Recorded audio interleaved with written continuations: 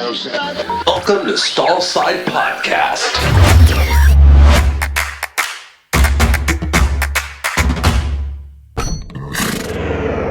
Katie, welcome to Stallside. Thank you. Thanks for joining us. It's good to have you here. My pleasure. Tell us a bit about yourself. I'm originally from Western New York, not Kentucky. I never thought I would live in Kentucky. This is definitely the farthest south I've ever lived. I'm the oldest of 4 kids. My parents are not particularly horsey or even animal-y, so I think they thought horses was a phase, but it's not. They're pretty proud of me. I unfortunately only have the second coolest job in my family because one of my brothers works for ESPN, so he has the coolest job in the family. That is pretty cool. I know. He produces Monday Night Countdown. Really? Yeah. That is pretty cool. That is impressive, but we've got you here because we think you're more impressive. And I think we rival Monday Night Football too here. Are we getting there? Yeah, I consider my job to be a contact sport. Yeah. So I think we're pretty close. I think you're right. Yeah. So what got you into veterinary medicine? If you didn't have that animal background, how did you get to be where you are? Well, I've always liked science and things like that growing up as a kid. And actually, I volunteered with our local fire department. My dad is still really involved, and my other brother, not the ESPN brother, he's still involved. So I got involved with that and took an EMT course, and I rode growing up and that sort of thing. So I kind of got to a point where I needed to decide, do I want to be a physician or do I want to be a veterinarian? And being an EMT definitely taught me that I was more suited for veterinary medicine. So I, worked at vet clinics in college and then went to vet school. And I pretty much always knew I wanted to be a horse vet. I love small animals, but I don't really want to work on them. Where did you go to vet school? I went to Cornell. So I'm from New York. So that's where I went to vet school. And then I came here for an internship and I did a hospital internship.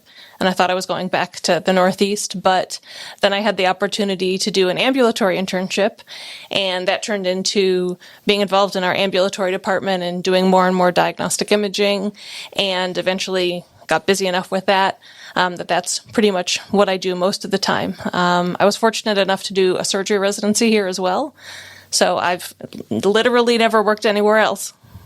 So what were you, when you came and did the internship, what were your thoughts about where you were going when you graduated from here? Were you planning to go back to New York then? Was that the... Yeah, I thought I was going to go back to New York or New England and work in, hopefully an ambulatory sport horse type practice, because I like lameness and horses and athletes and things like that. But Kentucky's a pretty great place to be a horse vet. Yeah, so what was the hook? What kept you? What was the hook? The hook was probably getting involved in imaging and really loving that part of it. And you can't do advanced imaging at this sort of level very many places in the country. Yeah. So I think that was the hook, being able to practice at a really high level. Yeah. And we work with some unbelievable people too. Mm-hmm. And some incredible people. Yep. Cool toys. Yes. Cool toys. So you talked about you're interested in imaging. You started in the ambulatory, you've moved into the hospital. So what sort of imaging capabilities did the veterinary profession used to have? So radiographs, which you might know as x-rays, have been around for quite some time. And they've moved from sort of the old dip tank style where you didn't even get to feed the film through an automatic processor. You literally dipped and timed and dipped and timed. And so then that moved to automatic processing. And in the last 20 years, we've really moved to digital imaging, even on the farms, which is just so fantastic. I mean, to be able to actually show people the radiographic image immediately after producing it, I mean, it's just phenomenal. I mean, owners can see what you're talking about, and as an educational tool, it's so fantastic.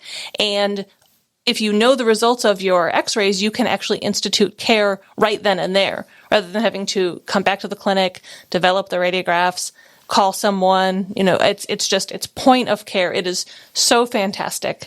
And you can also share the images with people so much more easily. So if you need to get a second opinion, I mean, it's just boom, it's sent, it's so fast. I mean, it used to have to actually physically send radiographs through the mail, send them back, blah, blah, blah. Totally a thing of the past.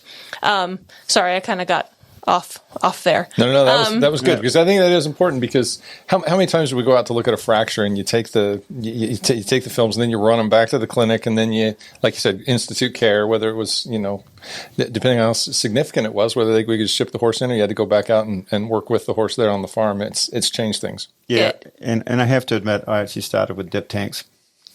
Did you really? Yeah, I did. Yeah. Wow. I was because she was saying that, I go, even I'm not that old. Yeah. Well, there's miles and there's experience, but so we won't say which one it is. Well, and now some of our interns, they've never even seen the hot light. Yeah. We had one in radiology and one said, "What is that?" And I said, "Oh God, now I feel old." Yeah. It's actually pretty bad, but I'd have to say that, I always sort of took pretty good radiographs, but they were just like charcoal drawings on a cave in France from 100,000 years ago compared to what there is now. But even from CR to DR, like computed to digital, the amount of imaging quality and the quality is incredible, and just that instantaneous, just to be able to look at that. And if you want to take a slight angle, that you can. Maybe there's a fracture, come around a little bit, go down the fracture line. It's just made such a difference because, as you say, you get that instantaneous answer. The client is there; they can be part of the decision. It's so easy to actually impress people when you've got good quality imaging. It is. Well, and if you want to get green about it, it's much better for the environment because we don't have so many chemicals to develop the radiographs. So yeah, well, the chemicals in the dip tank never affected me. No. Okay. As far as you know. Yeah, well, okay. The rest of us. Well, once I stopped drinking them, they were fine. Okay, so what else? Talk about ultrasound. Okay, so ultrasound has been around not quite as long as radiography, but a pretty long time. And one of the first things it was used for in horses was reproductive, pregnancy diagnosis. And honestly, Dr. Barber, you can talk a lot more about that than I can. And actually, Dr. Morris, both of you can talk a lot more about reproductive ultrasound than I can.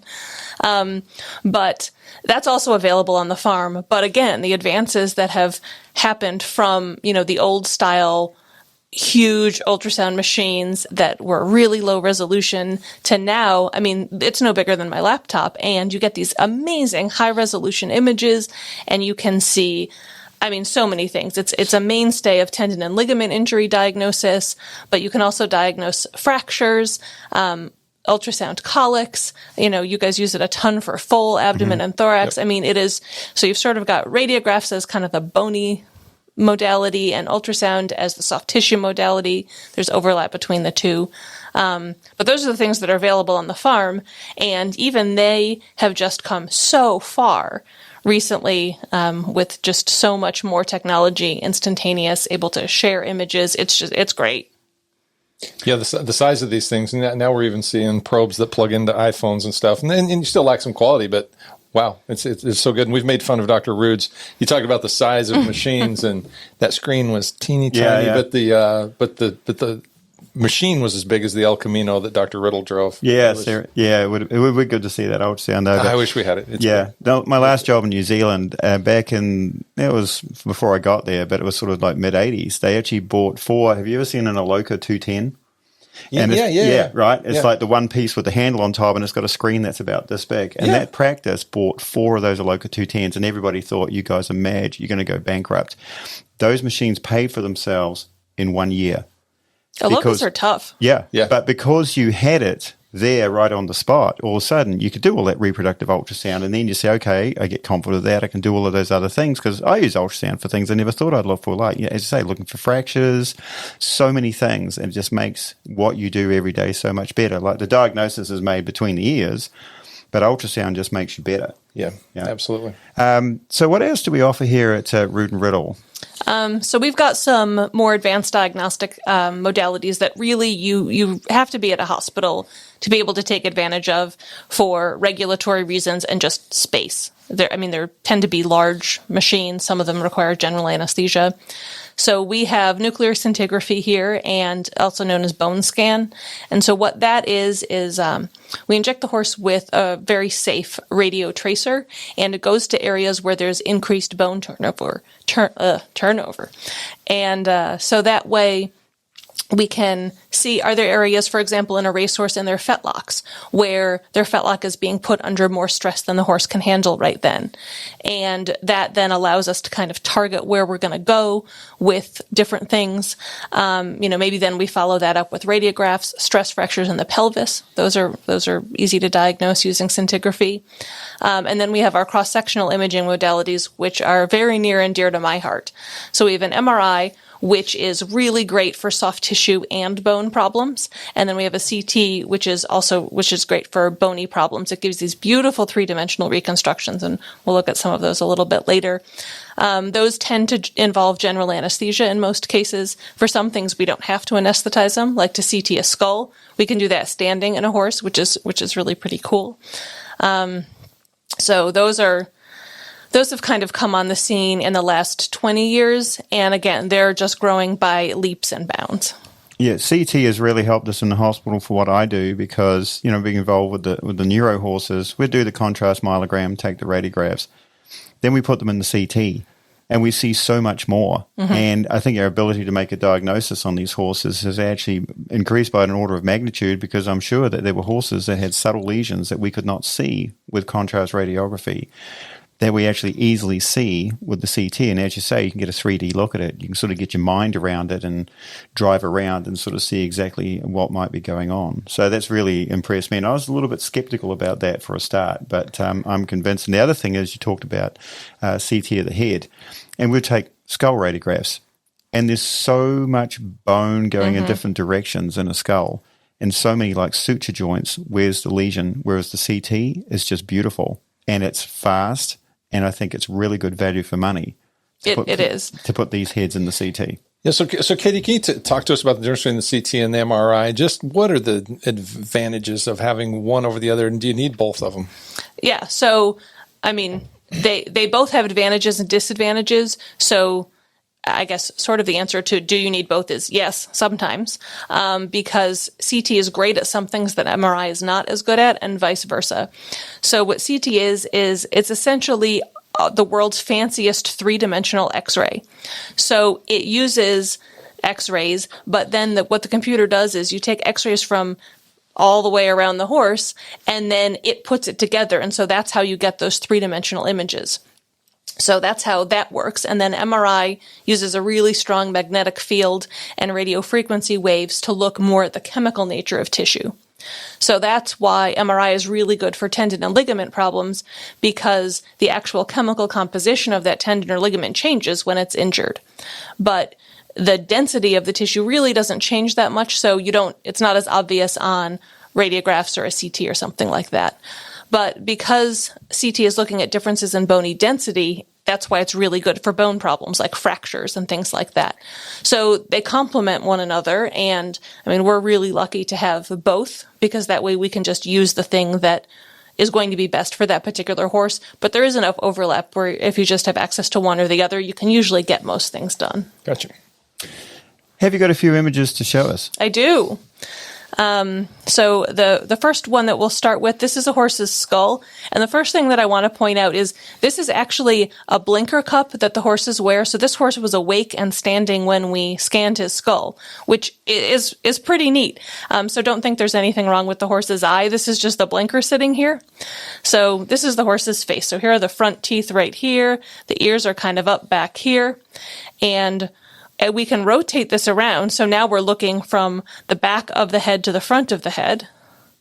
And we're looking there again. So, I mean, you can really see, like, this is pretty cool to be able to do this reconstruction of this horse's skull.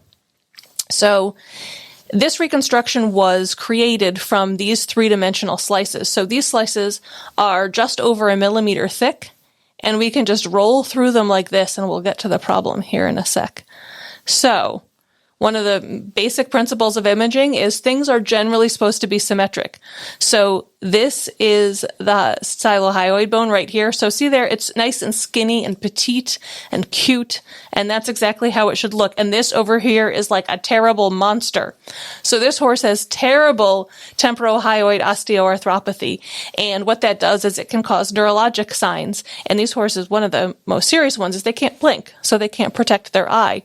And you can use different ways to make this diagnosis, like upper airway endoscopy, but being able to actually see what is happening is incredibly useful because you can't see how huge this bone is just from endoscopy. So if we go back to that three-dimensional image, and then we'll roll around right here. So look at this. This is giant. That is that giant thing that we were looking at. And over here, petite, tiny, giant, big and ugly. So things like this are so helpful to show to owners because it's hard to just show someone, okay, look, here's your cross-sectional slice and where is that in the head? But when you can put it all together, it makes it so much easier for people to see because, our job just isn't to find the problem. Part of our job is to find the problem, but the other part is to be able to explain it to people so that they can understand what we're asking to do to their horse to help their horse. Yeah, I actually got a real lesson in how good that can be because you talked about endoscopy, right? And the classic one is you put the scope in, look in one pouch, look at the other, look for symmetry, look for obvious signs of bony deposition. Horse came in with the classic neurological signs of THO. The scope didn't really support it. Put the horse in the CT, then you could actually see it. So it's possible that a horse like that could have been missed unless it had actually gone through the CT. Absolutely. And the whole exam on this horse, it took 5 minutes. It's very fast. Surprisingly, horses don't seem to mind once they're sedated putting their head in the tube. It's amazing. I mean, honestly, it kind of shocks me that they're willing to put up with this, but they are. They just kind of sit there. I don't know if you remember, I had a mare earlier in the year that had a fight with a tree and lost. And she ran into that and just shattered her skull. And we wanted to do a CT, send her in here and wanted to do a CT on it. And the owner called me and said, hey, will you get involved in this? Because they wanted to do some Frankenstein experimental crap. I go, CT is not experimental. It's not Frankenstein stuff. So we talked them into it. And then in the end, we were able to send them those images that's what I love about it. It's easy to send, and even everybody can read them. And you go, wow, she really did a number on her head. Yeah. So it was really nice to be able to have that tool where you can point some things out on radiographs, but even we didn't understand. Then it gave our surgeon a lot better advantage, knowing exactly where things were and how to put stuff back together. Exactly. I mean, radiographs have so much superimposition. It's nobody's fault. It's just the way it is. And this is it's just so much easier to address a problem when you know exactly what it is, rather than knowing 60% about it. Yeah, I think radiographs are more of a leap of faith than CT because, sometimes I get a lesion pointed out and they go, okay. Because I just don't look at that world all the time, but you show me a CT, you're right, you can actually look at it and you get a concept of how things are spatially. Yeah. Show us another application. Okay. So this one is one of my favorites. So this is a foal who had a dystocia and had fractured ribs. And fractured ribs can be very, very difficult to diagnose. And they can also be very, very dangerous because foals like to fracture them right over the heart. Because why not? And so, our surgeons can repair them, but it's hard to know exactly how many ribs are fractured and which ones in relation to the heart and the other vital structures. So we started putting some of these foals through the CT a couple years ago, and it is amazing what you can see. I mean, you can get just such a nice still picture because when you ultrasound these foals to make the initial diagnosis, I mean, they're breathing hard, and it is very hard to ultrasound foals under those conditions. And with the CT, we can actually do a breath hold maneuver so that just holds everything nice and still, and you can get this beautiful image like this one of these fractured ribs. So this is rib 1, our head's over here, tail's over here. So rib 1 is normal, 2, 3, 4 is fractured, 5, 6, 7, 8, 9, 10 fractured, and then 11 is normal. So that's pretty cool. And here on this sort of angled view, you can see how they're overlapping with one another. So the surgeon can actually go into the surgery with the three-dimensional picture of, okay, great, well, how am I going to put these back together? Because they're doing surgery right over the heart. So you need to be pretty careful about this sort of thing. But this foal also had a bonus finding. So when you're actually So when you're actually, trying to repair these, what you do is horses have 18 ribs. So counting, because the front ribs are tucked under the scapula, you start caudally and you count 18, 17, 16. So the surgeon, Dr. Emberton, who I know you've had on here before, he came in, he said, you counted the ribs wrong. It's not these. And I said, I didn't count them wrong. He said, well, you need to go back and check. And he and I get along great. And this is one of the reasons why, is because both of us we will stick to our guns. So we were actually kind of both right, because this foal only had 17 ribs on the affected side instead of 18. So I'm counting from 1 at the beginning, and he's counting from 17, which he thinks is 18 from the back. So this was like doubly useful in this foal, because otherwise the rib numbers don't make sense. So this is why this is one of my favorite cases. Bonus finding. Yeah, I found it very useful for the foals with fractured ribs, because ultrasound's useful, but it doesn't find them all. And if you have those non-displaced, like green stick type fractures, you can't find them with an ultrasound. Yep. And they may take days before they let go. You pot them through the CT, you can see. Yeah, and this has actually taken our survival rate from fractured ribs from just over 50% to over 90% discharge from the hospital, and that's a pretty nice change. Yeah, that's huge. So those numbers are from foals that were repaired? Yes, from foals that went to surgery. Yeah, not just all fractured rib foals, but foals that went to surgery. We looked at some from 2013 until we started CTing them in 2019, and then 2019 to 2021. And, yes, I bet the surgeons probably got a little bit better, but that's a pretty big jump. That's a huge jump.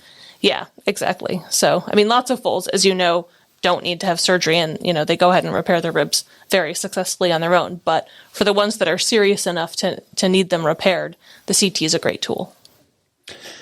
Those are wonderful CT images, but have you got anything from the MRI which would be of interest? I do. This is another foal, because foals are kind of fun. Okay, this is a little bit more complicated, so I've got 2 images here to kind of figure out what's going on. So this image over here on the right is a foal's brain, and its nose is over here to the left, and its tail is off to the right. So this is the actual brain right here. And this is the cerebellum right here. To me, it looks like a koosh ball, if you guys are old enough to remember what that looks like. But koosh balls are supposed to be round. Koosh balls are not supposed to be smushed on one end. They're supposed to be beautiful and round and fluffy. So this foal has hydrocephalus, and that is contributing to the squishing of the cerebellum. And you can also see its spinal cord is incredibly inflamed right over here. This should be maybe half or a third of that size. And this transverse view here, technical difficulties. That's okay. We'll figure it out. There we go. Okay. So this foal also has way too much CSF in those ventricles. So all of that fluid is compressing the brain, like the koosh ball cerebellum, and we never would have been able to figure out why this foal had neurologic deficits without this information. And knowing this is the even better part, is because everything was so inflamed, this foal was successfully treated with anti-inflammatories, and all of this came down. And knowing that we were able to find the source of the problem and then institute treatment quickly and in a very targeted way, saved this foal's life. Because without knowing this, we couldn't have been confident enough that to pursue this treatment, if that makes sense. Right. Yeah, it's really helped me with some of those foals. You say with the neurological deficit, is it like a transient thing that could be managed medically, or is there a congenital problem? And yes, this costs money, but there's been situations where a horse has come in and said, let's image it early, because the damage in a traumatic situation may be so catastrophic that this horse has no chance to come back, because say the horse comes in with like visual deficits. And depending on what you see, you may sort of say, there's no chance of this horse regaining vision. Or you may look at the brain and sort of say, yeah, okay, it has these inflammatory changes, but this is medically manageable, as opposed to like some bony disruption or some vascular issue that's happened. And it's been quite sobering, the degree of some of the lesions in these horses that have just made huge strides in their ability to actually triage the case, but also give people good quality information and not chase a horse they can't catch. So they've ultimately saved money by investing in the imaging. Yeah, and that is really, really true. This stuff isn't, terribly cheap, but the amount of information it gives you can honestly save you money in the long run, just like you said, because some of these horses, we can really see it doesn't matter what we do, we're not going to be able to give them a good outcome. Right. Yeah, well, there's a case in point with that mare with the post-foaling bleed, that actually we got her over the initial phase of it. We imaged her brain and realized that so much of it was compromised that sooner or later she was going to meet a bad demise, and we could actually make a good decision for her welfare. Yeah. You know what's really cool? Because this came up with some of my family members. If you or I need an MRI, we might get one 3 weeks from now. But if my horse needs one, we'll get it this afternoon. But isn't that the way it should be, Bart? Should be, yeah. It's crazy. Yeah, it's crazy. It is. It is amazing. Yeah, we actually have had some of the human hospitals, because they think for some reason we have larger equipment than they do. So they've called to say, hey, can you CT this bariatric patient or MRI? And I have to explain to them, we don't have any different equipment than they do. We use all human equipment. No, that's a good point. Like if you walk into our MRI room, it looks just exactly like the one that you'd get in the hospital. Yeah. This is what we can do now, and this is fascinating. What's coming down the pike? What do you see as being the future of veterinary imaging, and what techniques are we going to have access to, ported over from the human world, that are really going to advance us to the next level? So probably the thing that's on the horizon right now is PET scanning. So people are probably most familiar with that. In cases of cancer, that's oftentimes how they screen people. But you can actually use it in horses. You use a slightly different isotope in horses than in people. And what you can look for is the bone metabolism. So it's kind of like a souped up combination between a bone scan and a CT. Because you get the functional information from a bone scan. So what is this bone thinking about? Is it under too much pressure? What's happening in the bone, combined with the cross-sectional imaging of a CT, so you can pinpoint, okay, it's happening right there. And that is a very serious site for something to be happening. So that is really exciting. It's been introduced at a few locations now, and it's showing really, really promising results. So especially in athletes, I think that will end up being very, very valuable. For the audience, could you explain what PET is? Oh, of course, yes. PET is positron emission I don't know, maybe I can. Positron emission tomography. So that the positrons are the things being emitted from the tissue, and then tomography, it's kind of like computed tomography, so it's just that you have slices of tissue that the computer then puts together for you. Okay, thank you. Because PET, we love abbreviations, and PET. I'm going to stick with PET. Yeah. PET just sounds just too cute. It is cute. Yeah. So what applications do you see that being in? Because you talked about the positive influence it could have, but where do you see it being? I think that will be very important for athletes and maybe particularly racehorses, because as you guys know, one of the issues that we struggle with are catastrophic injuries in racehorses, and we are always looking for better ways to screen horses for injury. And, right now we have radiographs at the track, and, there are some tracks even with standing CT and standing MRI and things like that. But PET, because it's able to combine the very precise anatomic location with functional information, that may turn out to be the screening tool that we've been looking for to try and keep horses safer. So it's sort of my fervent hope that is what it turns out to be. And that, that would be great. Yeah, because what we know with the racehorses, with most of the catastrophic breakdowns, there are changes. There's some stresses that they're going under. It's not just, that they took a bad step and broke a healthy bone. Exactly. Right. So we're trying to be able to predict where those sites are and when people need to lay off of them. So how long does it take to do the scans? Is this how much of the body could you do if you have a field of horses? So it's pretty quick. Once you get the horse in the room and kind of settle down, it takes about 5 minutes to scan one fetlock.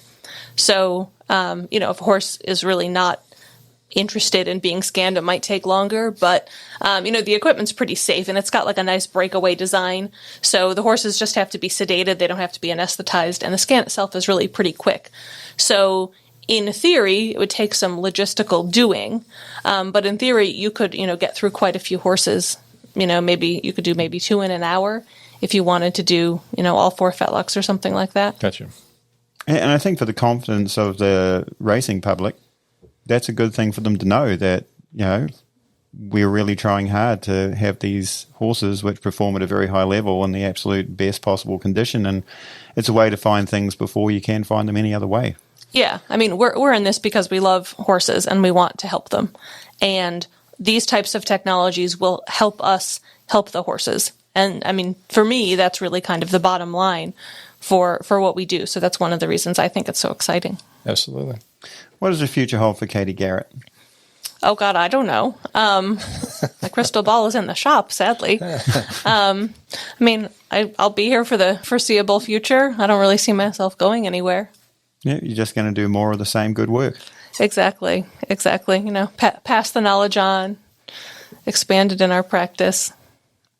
Good. Gotcha. And that's what Katie is, one of the assets that we have because she passes on so much information and knowledge. She's a great teacher, does a good job. And so there's generations of veterinarians who will take advantage of that and, pass that on again. Yeah. And it is always, it's always good to actually have that extra information because it makes what we do so much easier and it definitely makes us a whole lot better. So thanks for your input. I mean, you've picked this up and run with it and taken us a long way. Well, I mean, it's a team effort. That's one of the things I like about working here is you don't have to be great at everything because someone else is going to be good at the stuff you're not. Yeah. Yeah. Good words. Okay. Well, we've been with Dr. Katie Garrett, who's in charge of diagnostic imaging at Rood and Riddle. That was Stallside. See you next time.